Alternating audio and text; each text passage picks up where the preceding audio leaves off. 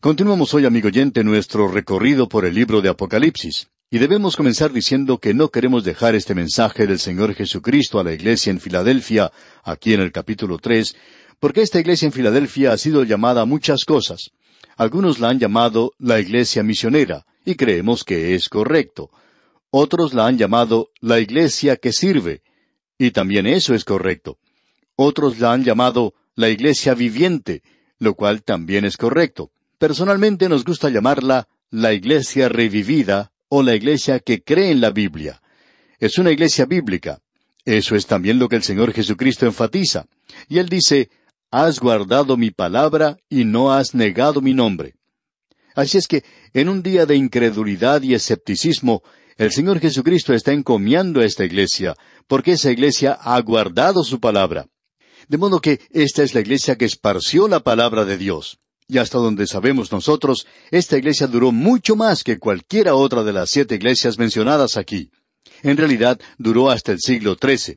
Tuvo una existencia continua, y fue destruida por esa dinastía turcomana seleucida cuando invadieron esa zona y brutalmente asesinaron a los creyentes que habían quedado en esa iglesia. Los asesinaron a todos. Esa iglesia envió también misioneros, y se cree que el hecho de que el cristianismo entró a la India en época temprana fue a causa de esta iglesia, la cual había enviado a sus misioneros. Y el Señor Jesucristo le dice a la iglesia de Filadelfia, en el versículo 10 de este capítulo 3 de Apocalipsis, «Por cuanto has guardado la palabra de mi paciencia, yo también te guardaré de la hora de la prueba que ha de venir sobre el mundo entero, para probar a los que moran sobre la tierra». Creemos que Dios está mostrando su paciencia para con el mundo que ha rechazado su palabra. No es como en los días de Noé. Ellos no tenían entonces la palabra escrita de Dios. Y aún así Dios les juzgó. Ellos tuvieron a un hombre que les trajo el mensaje. Pero ahora tenemos la palabra de Dios, y hay una Biblia que los Gedeones internacionales han colocado en prácticamente cada habitación de todo hotel del mundo. Cuando usted viaja, puede verlo en los hoteles y moteles, no solo de nuestras naciones, sino también a través de Europa, en África y en Asia. Y uno puede ver que la palabra de Dios está penetrando a esta zona. Esta, pues, es la iglesia que creyó en la palabra de Dios. Y es por eso que podemos leer aquí en el versículo 10 del capítulo 3 de Apocalipsis, «Por cuanto has guardado la palabra de mi paciencia, yo también te guardaré de la hora de la prueba que ha de venir sobre el mundo entero, para probar a los que moran sobre la tierra». Este es categóricamente el período de la gran tribulación, porque comenzando con el capítulo 4 de Apocalipsis, después de que las introducciones se han señalado en los capítulos 4 y 5, comenzando con el 6 hasta el 19, tenemos el período de la gran tribulación, este período que él dice viene sobre el mundo entero para probar a los que moran sobre la tierra. Ahora el Señor Jesús dice, «Yo también te guardaré de la hora de la prueba que ha de venir sobre el mundo entero». No solo de ese terrible holocausto que viene sobre esta tierra, ese período de juicio, sino también de ese período de la hora de tentación y de prueba. Así es que, según nuestro juicio, esto aquí indica una liberación completa cuando dice, «Te guardaré de la hora de la prueba». De esa hora de prueba que viene sobre la tierra, Él guardará esta iglesia. Así es que, de ningún modo uno podría decir que esta iglesia está pasando a través del período de la gran tribulación. Creemos que la iglesia de Filadelfia continúa hasta el rapto de la iglesia. Esta es la iglesia que saldrá cuando ocurre el rapto. Ahora, la iglesia de la Odisea, como hemos de ver, es una organización que continuará en el mundo, aunque Él le da aquí una maravillosa invitación. Y muchos aquí, aún en la iglesia de la Odisea, se volverán a Cristo. Y en el momento del rapto, ellos también serán sacados de este mundo. Pero hay una iglesia que pasa a través del período de la gran tribulación, y esa es la iglesia apóstata. Y esa, por supuesto, es la iglesia de la Odisea. Así es que lo que tenemos aquí es la venida de Cristo a sacar a los suyos de este mundo, y Él le promete a esta iglesia que no pasará a través de este período en particular que viene sobre la tierra. Ahora quisiéramos presentar aquí algo que dijo el Dr. John Walden en su libro sobre Apocalipsis. Dice, «Si el rapto hubiera ocurrido en el primer siglo, precediendo a la tribulación descrita en el libro de Apocalipsis, ellos estaban seguros de librarse. En contraste, aquellos sellados de las 12 tribus de Israel en el capítulo 7, versículo 4, claramente deben pasar a través de este tiempo de dificultad. Esto implicaba el rapto de la iglesia antes de ese tiempo de dificultad que se conoce como el período de la gran tribulación. Tal promesa de liberación entonces hubiera parecido algo imposible si el rapto de la iglesia se hubiera demorado hasta el fin de la tribulación, antes de la segunda venida de Cristo y el establecimiento de su reino. Hasta aquí lo que dijo el doctor John Walden. Ahora él no solo le dice esto a esta iglesia, sino que en el versículo 11 de este mismo capítulo 3 le dice, «He aquí yo vengo pronto». Y esto no quiere decir que él viene enseguida. Y ya hemos considerado esto en el primer capítulo de Apocalipsis. Esto tiene la idea de algo que sucede repentinamente y de una expectativa que Él vendrá en un momento cuando ellos no lo saben, y por tanto no quiere decir que viene inmediatamente, sino que su venida será de repente. Esta es la promesa, esta es la esperanza de la iglesia. En realidad, la iglesia no está esperando ese período de la gran tribulación. En ninguna parte se nos dice que debemos ceñir nuestros lomos, apretar los dientes, cerrar nuestros puños para esperar la venida de la gran tribulación, porque tendríamos que pasar por ese período. Él nunca dijo eso, sino que debemos estar aguardando esa bendita esperanza y ese día glorioso de nuestro Dios y Salvador Jesucristo. Bien, llegamos ahora a considerar la carta de Cristo a la iglesia de la Odisea. Esta es la última. Sir William Ramsay llama a esta iglesia la iglesia de la avenencia, del acomodo. Esta ciudad fue fundada por Antíoco II en los años 261 a 246 a.C. Tenía una base seleucida. Seleuco I Nicátor fue uno de los generales de Alejandro Magno. Él se apoderó de Siria y Lisímaco tomó Asia Menor, pero aparentemente Seleuco tomó algo del territorio de Lisímaco, y esta fue una de las ciudades de las que él se apoderó. En realidad, esta ciudad se encuentra bien al interior. Es lo que se conoce como las puertas de Frigia, en el oriente, por donde entraban las grandes caravanas de camellos procedentes del oriente. Estas entraban por ese lugar y pasaban a través de la Odisea. Ahora, la Odisea era una gran ciudad, y este camino que ellos recorrían, proveniente del este, pasaba hacia Éfeso y Mileto, y seguía hasta lo que hoy se conoce como la ciudad de Izmir o Esmirna en aquel día. Era un lugar espectacular, un gran valle, y las ruinas que hay en ese lugar están cubiertas en el presente. Plantas de avena loca o avena silvestre crecen en la mayor parte de la Odisea, pero esta está ubicada sobre el río Lico, afluente del río Meandro, y su nombre significaba juez de paz. En realidad fue nombrada en honor a la esposa de Antíoco, Laodice. Y hubo varias ciudades que llevaban ese nombre, pero ninguna era tan famosa como esta. Este era un lugar de muchas riquezas, un gran centro comercial. Era un centro de cultura griega, un lugar de ciencia y de literatura. Tenía un colegio ecuménico. Era el centro de la industria con grandes operaciones bancarias. Cicerón tenía su corte allí y se cuenta que él arrojaba billetes que había cobrado en esa ciudad. Ahora ellos adoraban a Júpiter o Zeus. Finalmente fue abandonada a causa de los terremotos, y las ruinas que existen en ese lugar son muy impresionantes, las cuales uno puede contemplar. Allí había en realidad 2 teatros romanos. Hay un estadio en ese lugar y también 3 iglesias cristianas primitivas, cuyas ruinas todavía se encuentran allí. Ahora, la ciudad en sí no ha sido excavada todavía. Las ruinas se destacan a través de todo lo que crece allí y de los escombros del lugar, aunque parece que la avena loca o la avena silvestre crece por todas partes.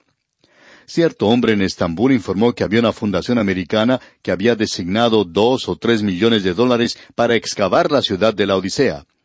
Y en realidad, si no estuviéramos tan ocupados, nos gustaría unirnos a esa expedición para la excavación. Creemos que puede ser algo que valga la pena. Ahora, esta ciudad era muy activa en los negocios. Allí se confeccionaba ropa y también se fabricaba una pomada para los ojos. Ahora usted puede pararse sobre las ruinas de la Odisea y observar alrededor las montañas, y desde allí puede ver dónde está ubicada Colosas. También puede ver hacia atrás, hacia Hierápolis, donde se encuentran las vertientes. En realidad, las ruinas mayores no se encuentran ni en Colosas ni en la Odisea, sino que están en Hierápolis. Pero las montañas allí tienen un color muy raro, y la gente tomaba el barro de allí y con eso hacía una pomada para los ojos, y también para los oídos, que era enviada a todas partes del Imperio Romano. Análisis químicos del presente indican que no había nada medicinal en ese barro, pero alguien se ganó mucho dinero con eso. A nosotros nos gusta decir que somos civilizados, pero amigo oyente, hay muchas medicinas en el mercado hoy que no le hacen ningún bien a nadie y lo compramos tan rápido como podemos. En realidad, sucumbimos ante la propaganda de hoy. Lo compramos y es mejor entonces que no critiquemos a estas personas demasiado. El Señor Jesucristo ya lo dijo. Él les dijo que sería mejor que se compraran un verdadero colirio para los ojos para abrirlos. Y ya hemos de ver eso. Podríamos entonces cerrar el mensaje que tiene el Señor Jesucristo a la iglesia en Filadelfia con lo que dice aquí el versículo 13 de este capítulo 3 de Apocalipsis. El que tiene oído, oiga lo que el Espíritu dice a las iglesias. Él tiene un mensaje que da a cada una de las iglesias. Eso se aplicaba a la iglesia local, pero también se aplica para nosotros hoy. Ahora él dice aquí en el versículo 14 de este capítulo 3 de Apocalipsis, y escribe al ángel de la iglesia en la Odisea, He aquí el Amén, el testigo fiel y verdadero, el principio de la creación de Dios, dice esto. Este es el único lugar en las Escrituras donde la palabra Amén es un nombre propio. Y este es el nombre de Cristo. Allá en la segunda epístola a los Corintios, capítulo 1, versículo 20, leemos, Porque todas las promesas de Dios son en Él sí, y en Él amén, por medio de nosotros, para la gloria de Dios. El Señor Jesús es el amén. Él tiene la última palabra, el alfa y la omega. Así es que aquí tenemos que Él es aquel que va a cumplir todas las profecías de Dios, y Él les informó de eso a los creyentes de la Odisea. Esa es la iglesia que había rechazado la deidad de Cristo. Y de esa palabra amén, Él saca la visión de sí mismo, como vimos en el primer capítulo de Apocalipsis. Ahora Él dice aquí que Él es el testigo fiel y verdadero. Esto revela que solamente el Señor Jesucristo es quien puede revelar todo y contarlo todo. En este día, cuando es tan difícil oír la verdad, ya que por cierto no la recibimos por los medios informativos, y tampoco la recibimos de parte de muchos gobiernos, y uno descubre que hasta las mismas universidades son lugares donde se llevan a cabo lavados cerebrales, y los militares hacen prácticamente lo mismo. ¿A quién puede creerle uno? Bueno, a aquel que es el testigo fiel y verdadero, aun en los días de apostasía, porque uno no puede creer a la iglesia en muchos casos. La iglesia liberal no tiene ningún mensaje para esta hora. Luego, a él se le llama el principio de la creación de Dios. Y esto indica que Él es el creador. Y en este día se ha aceptado ese mito de la evolución. La hipótesis evolucionista es aquello que la gente ha aceptado. Cierto profesor universitario sostenía que él había aceptado la hipótesis de la evolución, y él decía que quería tener informes concretos, que quería ciencia. Y la verdad es que no hay sino dos explicaciones para el origen de este universo en el cual vivimos. Una es especulación, porque nadie estuvo allí para verlo. Nadie pudo salir con una respuesta apropiada. La otra es la revelación, es lo que la palabra de Dios dice. Y la diferencia entre este hombre, este profesor y nosotros, es que él acepta la especulación, mientras que nosotros aceptamos la revelación. En lo que se refiere a nosotros, amigo oyente, creemos que nos encontramos en un terreno mejor, en un terreno más sólido, porque tenemos el testimonio de quien hizo la creación, y Él tiene que saber algo en cuanto a esto. Él es el principio de la creación de Dios. Luego, Él dice a esta iglesia en los versículos 15 y 16 de este capítulo 3 de Apocalipsis, Yo conozco tus obras, que ni eres frío ni caliente. Ojalá fueses frío o caliente. Pero por cuanto eres tibio y no frío ni caliente, te vomitaré de mi boca. En las cartas que escribió a las otras iglesias, cuando decía, Yo conozco tus obras, se refería a buenas obras. Los elogiaba a ellos por sus buenas obras. Pero aquí no tiene ninguna palabra de encomio para esta iglesia. Ahora permítanos decir algo, amigo oyente, porque estamos llegando al fin de este período en particular, y queremos hablar en cuanto a este asunto de ser tibio, de no ser ni frío ni caliente, Dios mediante, en nuestro próximo programa. Pero esta es la posición de la iglesia en el presente. Desafortunadamente, es la condición de muchas así llamadas iglesias fundamentales, conservadoras el día de hoy. Gracias a Dios que no hay muchas que entren en esa clasificación. Pero lo que es realmente sorprendente y terrible es que Él dice, te vomitaré de mi boca. Observemos esto por un momento. Él dice, te vomitaré de mi boca. ¿Le parece a usted, amigo oyente, que Él se está refiriendo aquí a una iglesia a la cual Él va a sacar de esta tierra? Él dice, para que donde yo estoy, vosotros también estéis.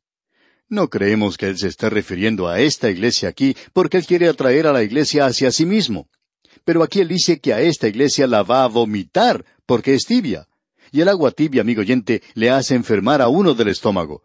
Nosotros pensamos que si Él tuviera que hablar a muchas iglesias y a muchos creyentes hoy, pensamos que Él les diría a muchos que le hacen enfermar del estómago. Tú profesas ser cristiano hoy, tú dices que me amas, tú dices estas cosas, pero no son una realidad. Este es un mensaje, amigo oyente, que debe hacernos analizar nuestro propio corazón, porque estamos viviendo en una hora similar a la que vivía la iglesia de la Odisea, y también la iglesia de Filadelfia. Ambas están lado a lado, y existe una gran separación en la cristiandad del día de hoy. Y eso no se encuentra en las denominaciones, no es ni romanismo ni protestantismo. La gran separación está hecha por aquellos que creen en la palabra de Dios y la siguen y la aman, la obedecen, y aquellos otros que la rechazan completamente. Esa es la línea divisoria del día de hoy. Bien, amigo oyente, vamos a detenernos aquí por hoy. Dios mediante continuaremos con este estudio del mensaje a la iglesia en la Odisea en nuestro próximo programa. Le invitamos pues a que nos acompañe mientras nuestro autobús bíblico continúa recorriendo este libro de Apocalipsis.